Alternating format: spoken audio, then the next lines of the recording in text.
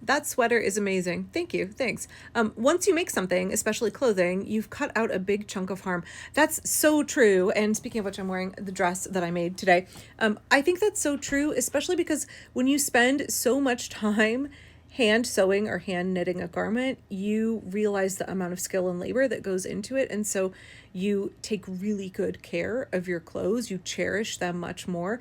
So I know for me, the garments that I have made, like I use them for decades. I take really good care of them, and I know that I have made something that fits my body. It's a classic style that I will continue to wear for many years, and I really value all of the labor that went into it, and so I'll keep those garments in my rotation for many years. Like the skirt that I'm wearing under this dress, I made this skirt 25 years ago and I still wear it. I had to let the waist out, but that's fine. I wasn't going to get rid of it because I remember how many hours I spent, hand sewing the hem.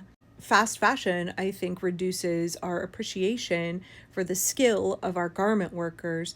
It also reduces our ability to appropriately honor the environmental cost of textiles and then take care of them for long periods of time. Clothing that is well made of natural fibers can last for decades and decades. I still wear sweaters. My daughters still wear sweaters that my grandmother knitted for my mom in the early 1960s. One of the things that I think is really crucial when we think about sustainable fashion, sustainable textile production, is of course valuing the skill of the people who make those clothes.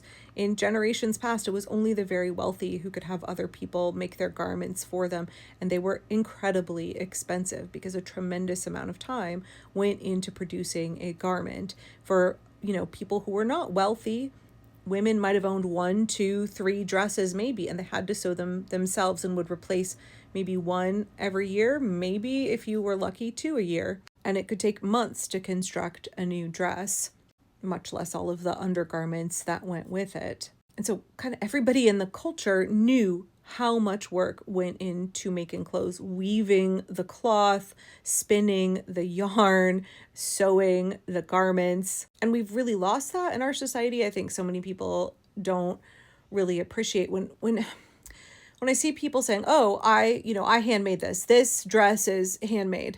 Everything that we wear is handmade, y'all. There's not robots sewing our clothes.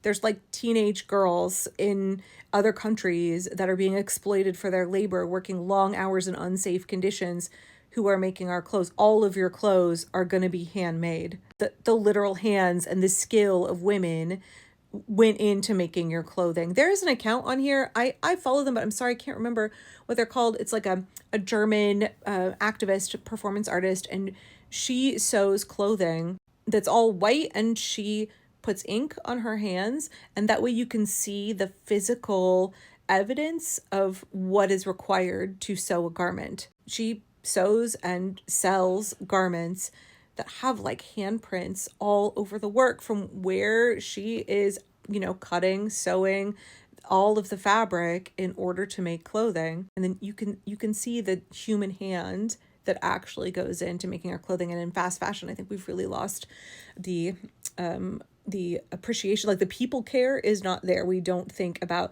the human skill and the human cost of our clothing. And we definitely don't think about the earth care aspect, the environmental cost of our clothing with fast fashion as much as we should. Again, there is a creator on here with a fast fashion brand who had the audacity to say that their clothing was sustainable because it was made out of polyester, which wears better. Polyester is just plastic. It's just plastic fibers. They're very cheap to produce. They shed microplastic pollution. They have a short shelf life. And at the end of their life, they are just 100% pollution, right?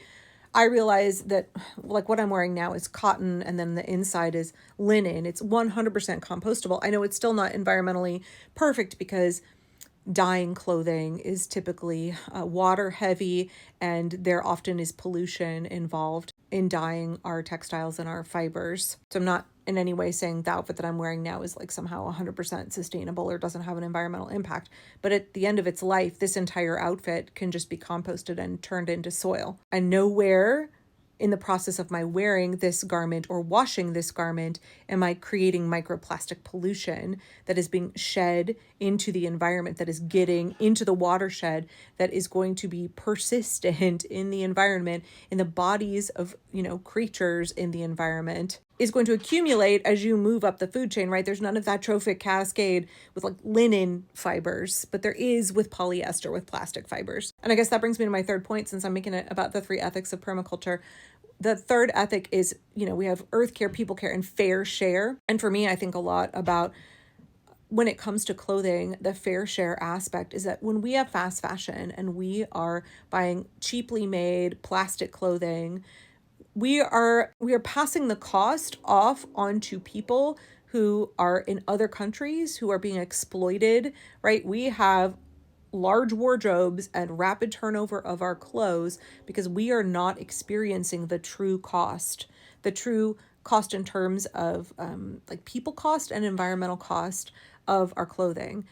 Those clothes are so cheap because somebody else is being exploited for their labor. They are paying our share, right? Our clothes would be more expensive if those people were paid a fair wage and had safe working conditions. And we're not sewn in some sweatshop in China or Bangladesh or, Ecuador, or Mexico, or Pakistan. That permaculture ethic of fair share, like we are taking more than our fair share when we pay an artificially low price because we exploit other people for their labor. And I think a fair share in terms of the fact that we are stealing from future generations when we enjoy the luxury of cheap, badly made, fast fashion clothing now.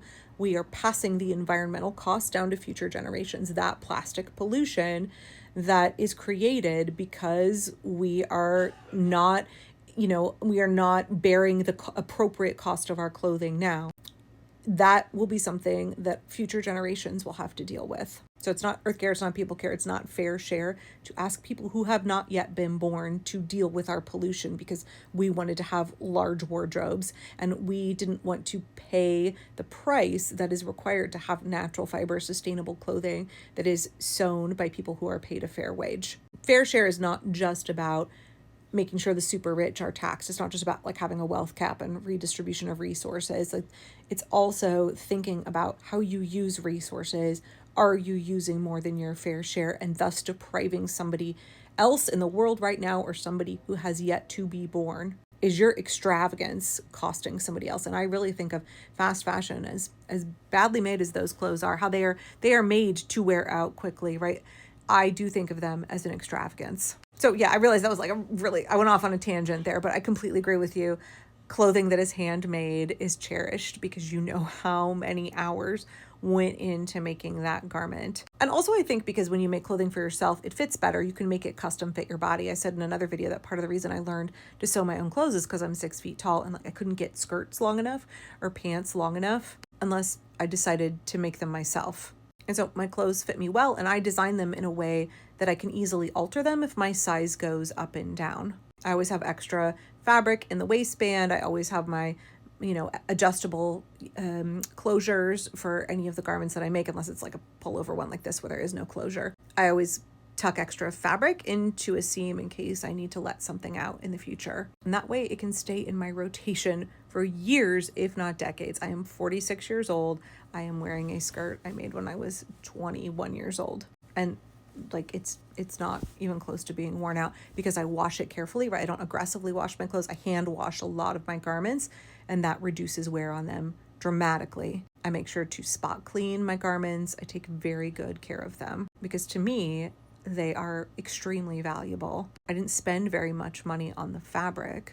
So their value is not in how much money I spent, not the outlay of money, but rather their longevity and the way that I'm conserving resources and actually taking less than my fair share, right? I'm trying to have a net gain for other people. I'm trying to pay back a little bit for the times when I am not able to buy the most sustainable option. Like when I bought leggings with lycra in them. So yeah, I agree. Handmade clothes, tons of harm that you can cut out, whether you made those yourself or not. But honestly, I feel like my post-capitalist ideal would be a complete remake of not just our food system, but also our fiber system. Again, I would love to see local food economies cherished in this culture, valued in this culture, but also local fiber economies and local fashion. How would that transform American society and global society? Anyway, thanks for letting me go on a tangent in response to your comment.